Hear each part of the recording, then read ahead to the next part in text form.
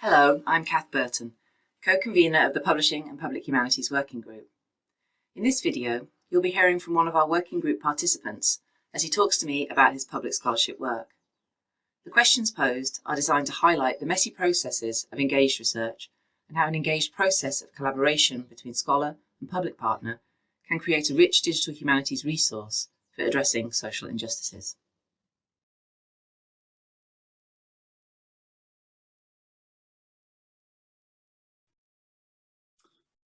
My name is Dave Tell. I am a professor of communication studies at the University of Kansas and a co-director of the Institute for Digital Research in the Humanities. And I've been working on a publicly engaged humanities project called the Emmett Till Memory Project since August of 2014. It's a project that was born from a practical need of a local nonprofit called the Emmett Till Memorial Commission.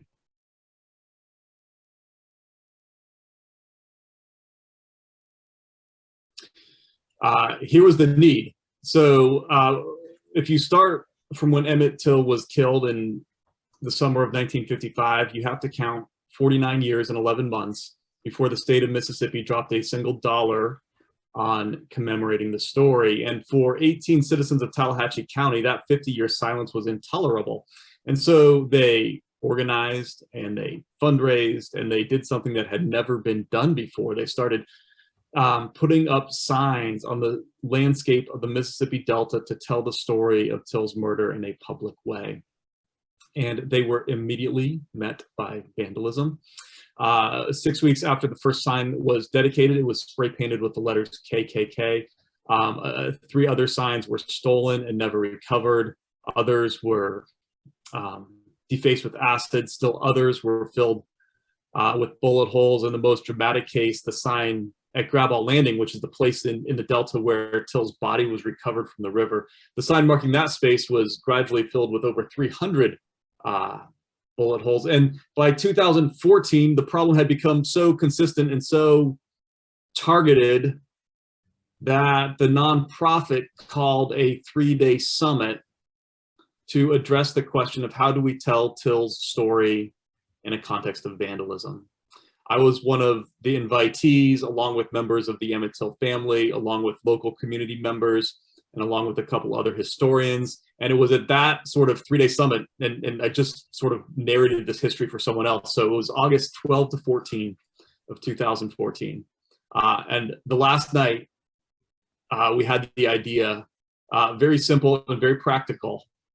Well, if it's relatively easy to shoot an aluminum sign in rural Mississippi, it's a lot more difficult to shoot a smartphone app. So the idea began as just sort of a technological workaround to the problem of vandalism.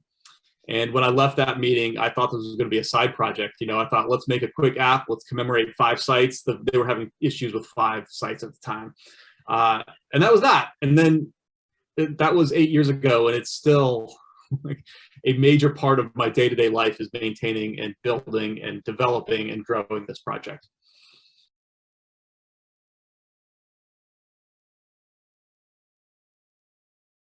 I have been writing about the Till murder and its commemoration since, and I don't know this date, but it's early 2000s. Like it was sometime in grad school, 2001, 2, 3, in that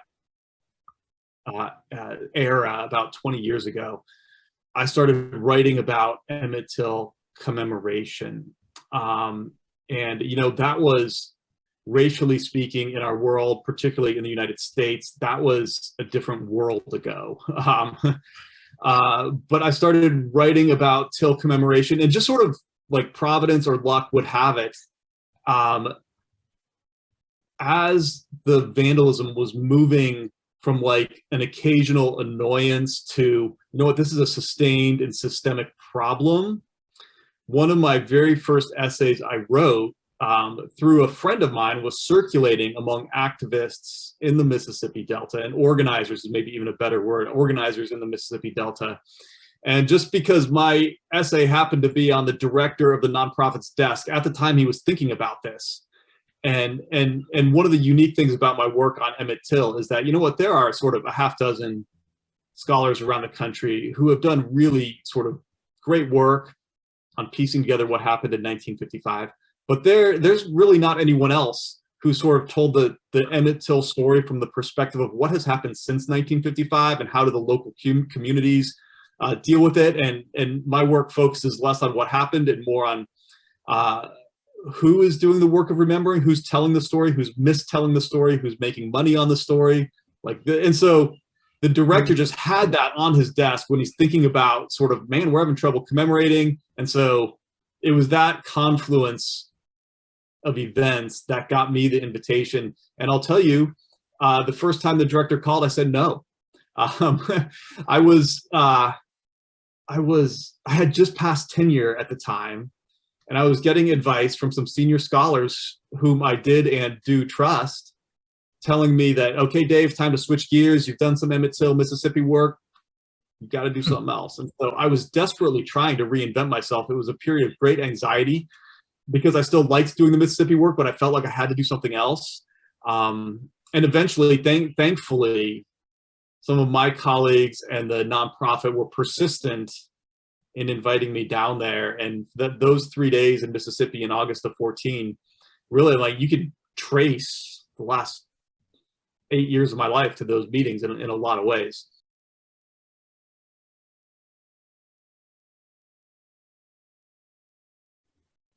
They love it so much that I now try and hide some things from them because I get embarrassed about the number of times the Emmett Till Memory Project will appear in their stuff. Right. Here's what hasn't changed, though. They're really good at sort of sending accolades to the particular projects that go big. Mm-hmm. They're less good at having an institutional way of recognizing public humanities projects that haven't yet gone big in the sort of tenure and promotion process. And I think they're not alone. I don't think Kansas is alone in this regard. And from my post, and I see, I have not probably the visibility or the sort of perspective that the both of you do, but I see a fair amount of public humanities work come across my desk. And gosh, once a month, do I get someone from an institution writing or calling saying, wait a second, Dave, how do we do this work in ways that is recognizable at T&P committees? And I gotta say, I don't think many people have it figured out. For all the white papers I've collected on how to do it, and for all the best practices that are out there, there's an ongoing issue. And I'll say that personally, I've never had to worry about this just because I had the Chicago Press book come out. I had the NEH Fellowship, which kind of checked the boxes of T&P for me, and I was free to do this other work. I totally recognize that it's an ongoing challenge for younger scholars to do this work, because even when KU, and by KU I mean academia, is quick to sort of hold up the successful projects, they're much slower to have processes in place to recognize the projects that haven't yet gone big.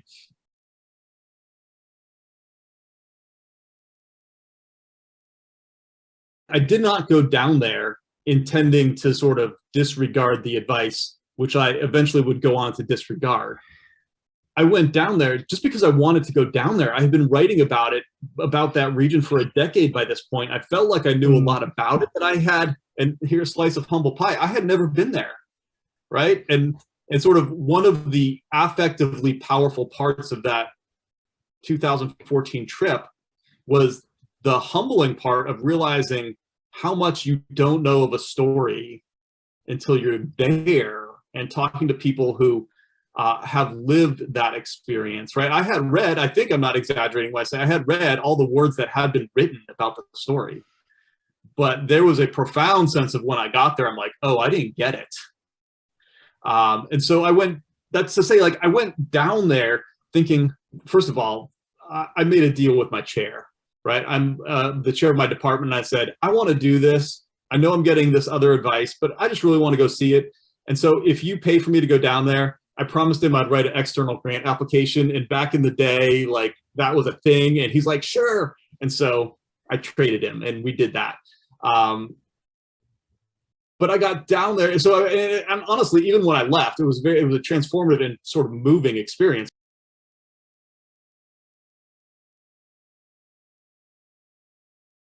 But if you stay for a moment on those 10 days in Mississippi in 2015 in that rental car, that's when it was no longer a side project, because a couple things happened. The ED of the nonprofit, whom for that last year I thought of kind of as a colleague and a collaborator, really became a close friend. And in addition, I started hearing all these stories that I had never heard before about how the communities closest to the murder were dealing with the murder. And for a guy who'd been writing about Till commemoration for a decade plus, and even publishing for a decade plus by that point, that really sort of caught me off guard, that I was learning new things. And so some of those stories would eventually become my book, which was published in 2019, called Remembering Emmett Till.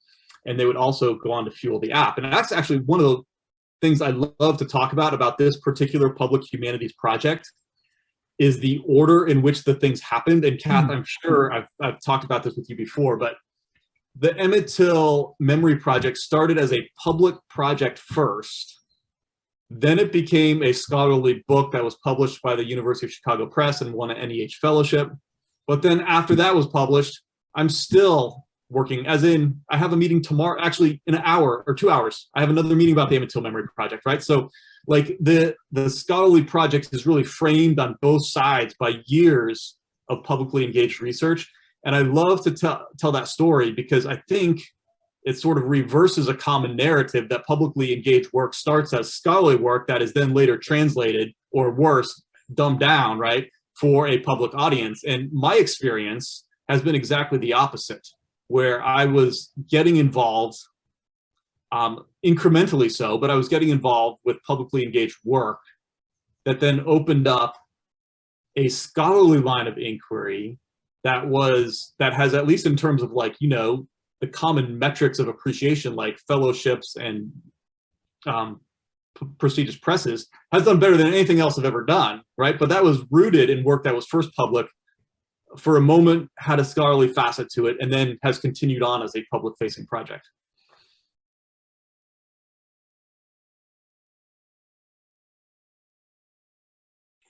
One of my takeaway lessons is you just have to be involved, right? And you have to be involved not just to get something out of it, but to give something to it. Like these people, the communities you want to work with, you have to think of them as friends. You have to go, right? And this brings up questions of resources, I know, but like you have to be on site. You have to show up for their Christmas parties. You have to do the kind of relationship building that will eventually, you know what, lead to opportunities like a lunch with Martha Ann Clark that gets you to Frank's office, that gets you in the door of that building. Like there's no way like you could sort of reverse engineer it and think, okay, what I really want to do is see these minutes, so how am I going to work it? Like that never would have happened, right?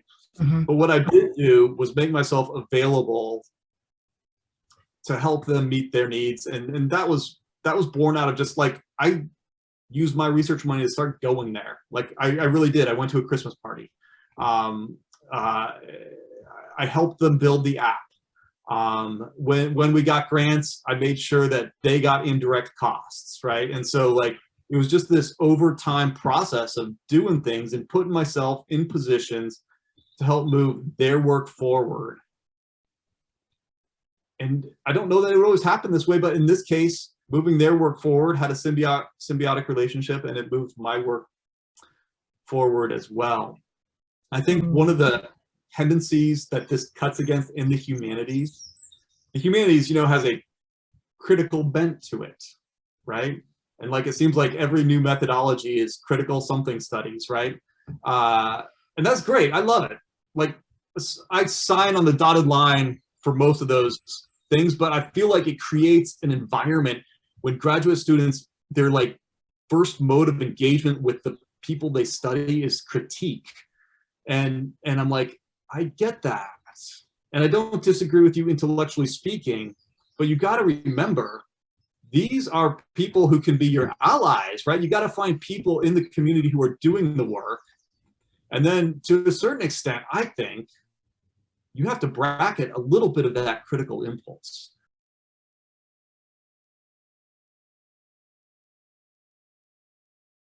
It just seems like it's more and more on the radar.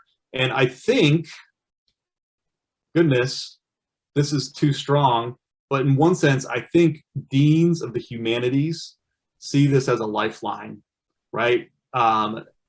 Because they are trying to sell humanities labor to increasingly skeptical, particularly in Kansas, increasingly skeptical legislators, right? And if the humanities, and I honestly believe this, if the humanities are funded by public money, they should do public work, right? And as a sort of guy who was trained in the history of rhetoric, I'm a believer in the humanities, and I really do think the humanities make a difference. And I think that ever so slowly, and perhaps even reluctantly, university administrations are coming around to that, perhaps as a last resort lifeline to kind of sort of keep their funding afloat.